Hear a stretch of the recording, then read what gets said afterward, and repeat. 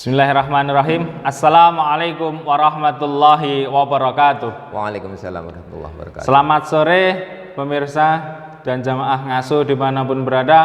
Alhamdulillah sore hari ini kita masih bisa bertemu senantiasa dalam kegiatan ngasuh, dan tidak terasa ternyata kita sudah masuki 10 hari yang kedua. Alhamdulillah.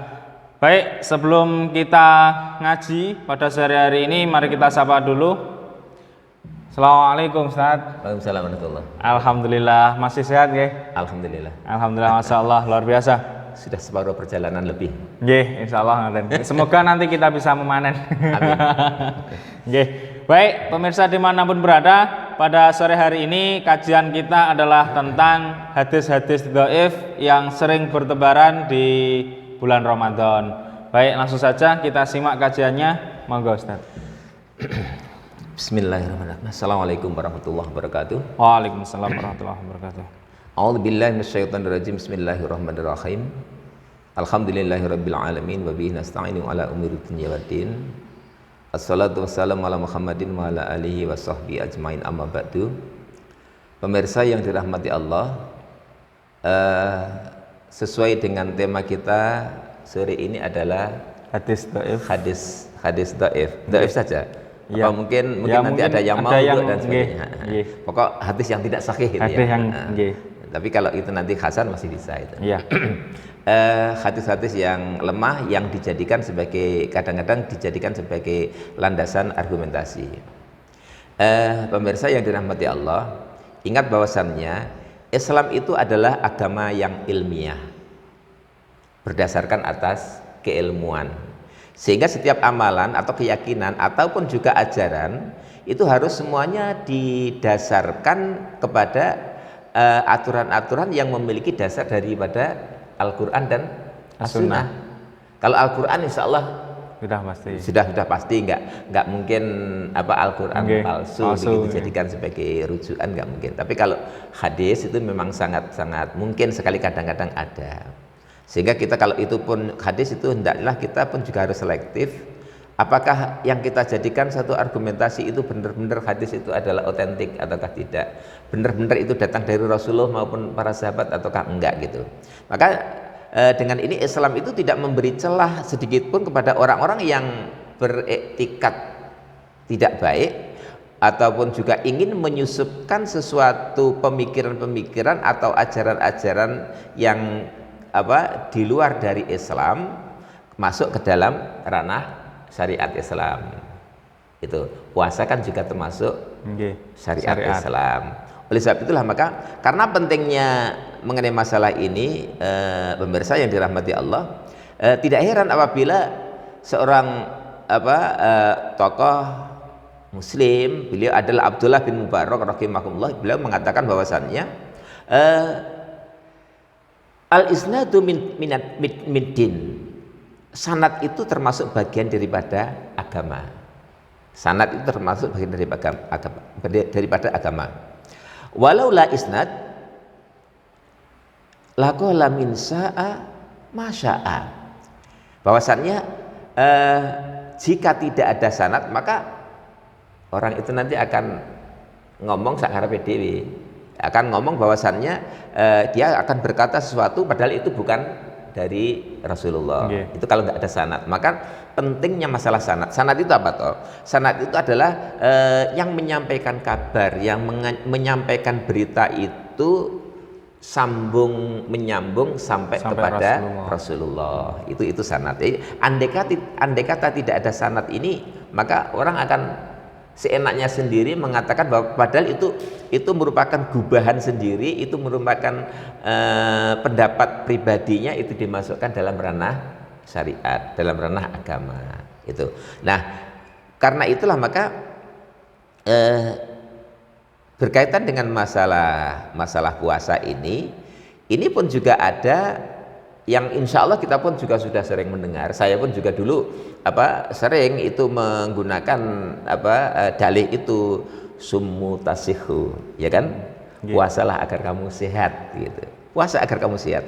Ini ternyata setelah saya membaca dan membaca itu, hadis ini diriwayatkan oleh Abu Nuaim bahwasannya hadis ini termasuk hadis yang dhaif.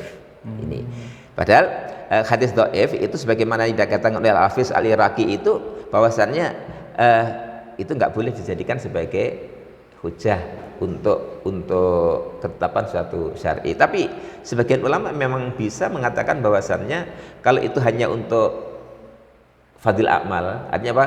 Keutamaan dia beramal itu memang ada yang mengatakan itu boleh. Itu yang berkaitan dengan masalah hadis dhaif itu. Padahal itu banyak sekali macamnya yang terkait dengan masalah ini, dan insya Allah di kalangan masyarakat kita pun juga masih banyak orang-orang yang kadangkala menggunakan satu argumentasi, jadi wong lumuh itu apa ya, bahwasan naumus shaim ibadah, tidurnya orang yang berpuasa itu ibadah gitu. Wasumtuhu tasbih. Kemudian apa namanya? Bahwasannya diamnya ya, wasumtuhu, diamnya orang yang berpuasa itu adalah merupakan satu tasbih. Wa du'auhu mustajab, dan doanya orang yang berpuasa itu dikabulkan. Wa amaluhu mudha'af, amalan-amalan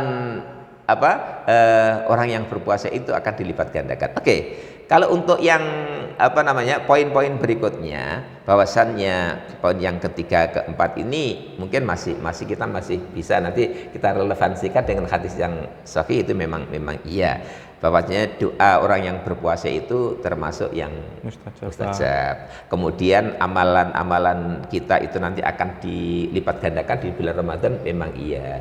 Tapi kebanyakan kan kadang-kadang yang dijadikan sebagai argumentasi bahwasannya keengganan dia untuk beraktivitas, keengganan dia untuk melakukan satu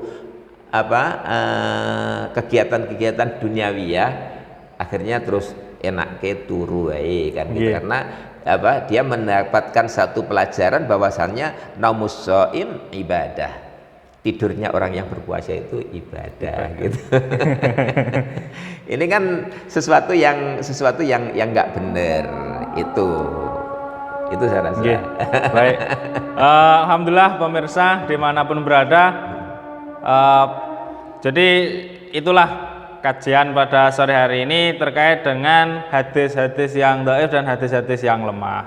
Baik pemirsa, mungkin ada pertanyaan ini Ustadz. Iya. Terkait ya, ini ada agak berbeda dari konteks. Ya, agak berbeda dari konteks. Sebentar, ini saya bukanya dulu nih.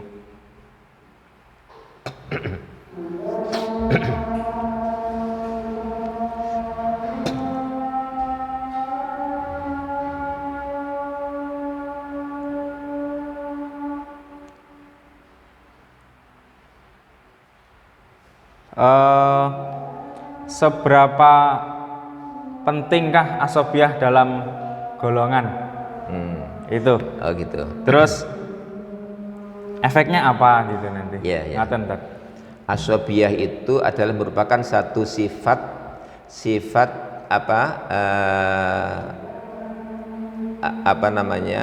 satu sifat di mana dia itu memiliki satu kecenderungan bahwa kelompok saya itu yang paling benar. Bahwasannya gimana ya? Dia pokok apa yang disampaikan oleh kelompok saya, siapapun mereka, apapun posisinya, dia itu adalah benar, tidak boleh disalahkan begitu. Itu kalau itu masuk di ranah biasanya kalau kayak gitu nanti masuk di ranah organisasi. Kemudian juga bisa kalau di asobiah itu di yang lain itu juga bisa. Tapi ingat bahwasanya hal itu nanti kadang-kadang itu nanti akan lebih merusak rumah besarnya.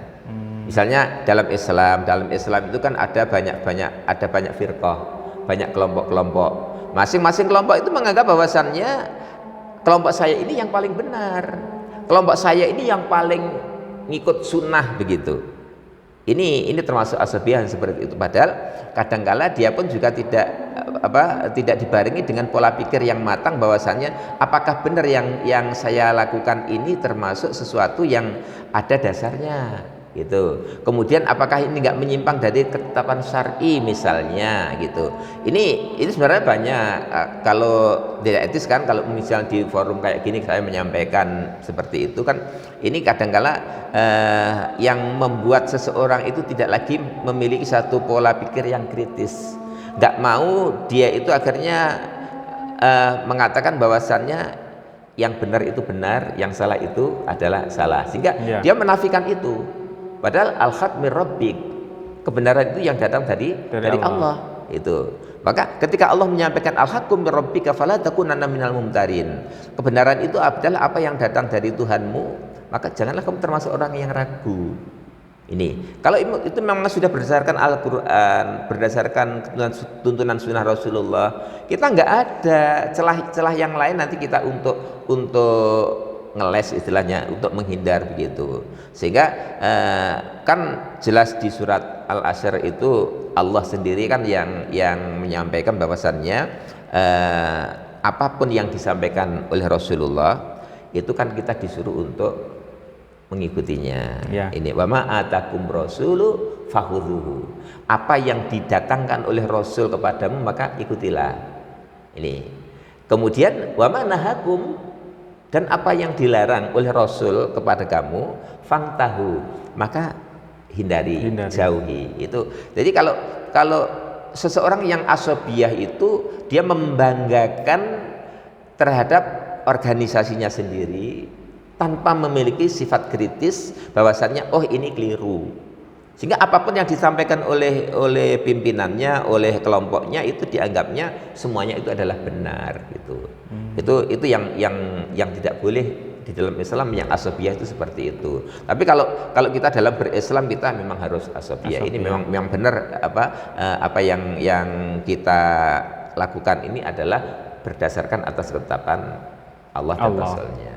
Gitu. Jadi intinya kalau asabiyah terhadap agama diperbolehkan dan harus kita harus memiliki satu keyakinan bahwa agama saya yang paling benar, harus begitu, karena jelas innad dina indallahil Islam itu. Terus yang penting kalau dalam organisasi, antar organisasi Islam lebih baik ditinggalkan gitu ya. Ya, selama itu nanti tidak sesuai dengan garis-garis Allah dan Rasulnya, ya kita hendaknya untuk lilo legowo, baik yang ngomong, baik yang membuat suatu statement itu, kalau misalnya itu berupa statement, maka dia harus rela menerima kritikan itu, masukan itu.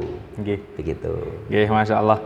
Jadi begitulah pemirsa, dimanapun berada, tadi pertanyaan dari panjenengan, entah siapa namanya ini tidak dituliskan identitasnya, tadi menanyakan tentang sejauh mana pentingnya asabiyah, tentang asabiyah dalam golongan. Baik pemirsa dimanapun berada, alhamdulillah tidak terasa kajian sore hari ini telah selesai. Bagi pemirsa dimanapun berada, jamaah ngasuh yang insya Allah dirahmati oleh Allah, ini perlu kami sampaikan bahwa ketika nanti menjelang Ramadan kita sudah menutup pertanyaan-pertanyaan menjelang oh ya maaf ralat, maksud saya menjelang Idul Fitri maksud saya.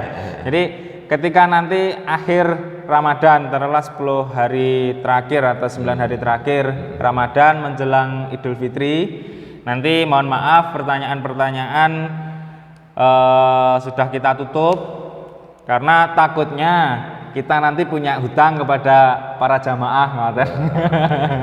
Jadi nanti pertanyaan yang masuk belum sampai terjawab. Ya, takutnya nanti pertanyaan yang sudah masuk belum sampai. Sudah selesai. Ya, ngasuhnya sudah selesai gitu.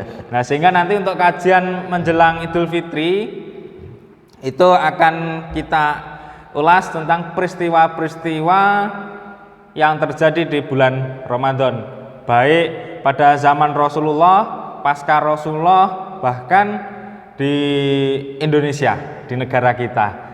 Baik, alhamdulillah, terima kasih Ustadz kajian sorenya pada hari ini. Kita lanjutkan di lain waktu. Insya Allah. Pemirsa pemirsa yang dirahmati oleh Allah, akhirnya mari kita tutup kajian sore pada hari ini atau ngaji sore pada sore hari ini.